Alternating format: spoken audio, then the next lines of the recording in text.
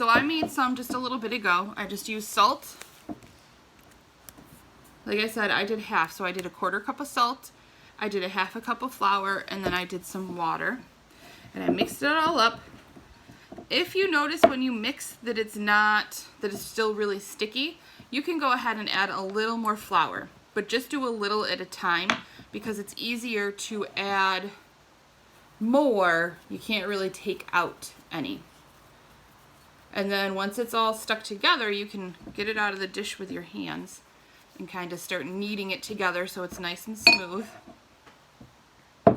And see, this is half that recipe.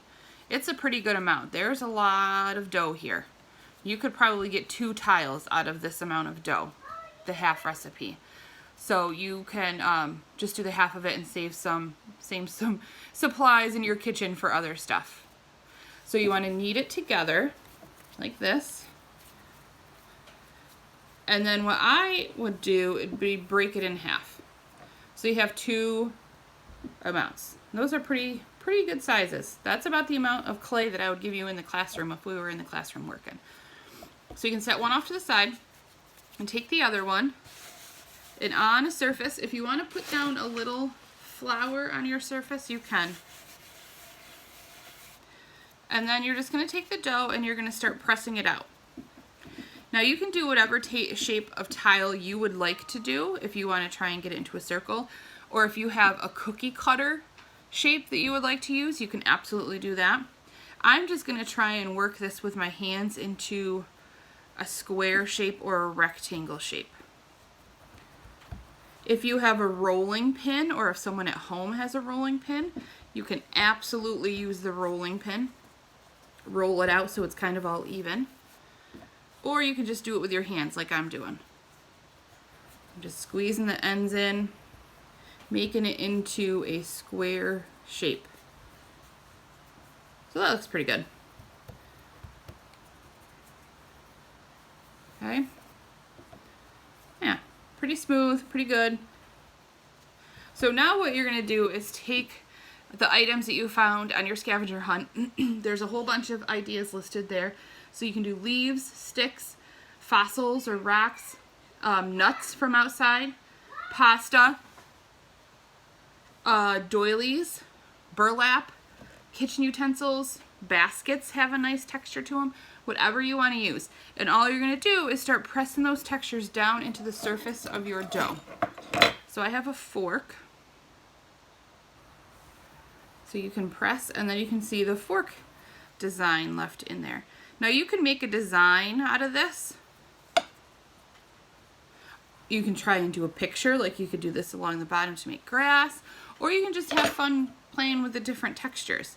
And then I got a piece of pasta, one of these curly pastas. You can press those in there. See what kind of textures you come up with. Now when this dries, you'll really be able to feel the textures with your fingers and your hands. I also have a very old potato masher, but it has this cool grid shape on the bottom. So you can press that into there too. Now you don't want to press so hard that you break your clay. You don't have to put a lot of pressure on there, just enough to get the texture to come through. So let me try and pick mine up without ruining the texture so you can see. There we go. So here's the potato masher, the fork, the pasta. Now if you're going to put this in the oven, my suggestion is to work on your tile right on your cookie sheet.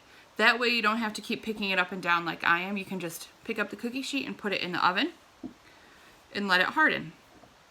Now another thing you can do with this is, like I said, when it comes out of the oven, you can add color to it that way. Or you can add color to this before you even start with food coloring. So before, like with this one, you could add a few drops of food color to this. I will go grab it and you can see what I mean.